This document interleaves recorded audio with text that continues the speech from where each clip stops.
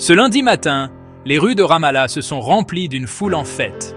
Les premiers cars de prisonniers palestiniens libérés par Israël sont arrivés à l'aube, escortés par l'armée, sous les cris, les drapeaux et les larmes. Des femmes, des enfants, des jeunes hommes, tous accueillis comme des héros par leurs proches massés autour du Mouqataa, le siège de l'autorité palestinienne. Cette libération massive s'inscrit dans la première phase du plan de paix lancé par Donald Trump, déjà à l'origine de la libération des 20 derniers otages israéliens encore en vie à Gaza.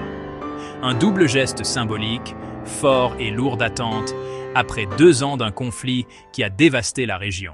Près de 2000 prisonniers palestiniens doivent être relâchés, dont 250 détenus pour raisons de sécurité, certains condamnés pour des attaques meurtrières.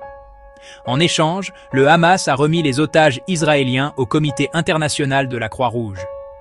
Sur le papier, cette opération marque le premier jalon concret du plan Trump pour Gaza. Le texte prévoit 3 étapes: le retrait progressif de l'armée israélienne, la destruction de l'arsenal du Hamas et la mise en place d'une autorité internationale de transition, excluant le mouvement islamiste du pouvoir.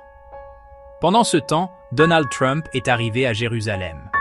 Il doit s'exprimer devant la Knesset avant de rejoindre un sommet international à Sharm el-Sheikh. L'image est soigneusement orchestrée, celle d'un président américain en faiseur de paix au cœur du Proche-Orient. L'émotion à Ramallah contraste avec la prudence diplomatique.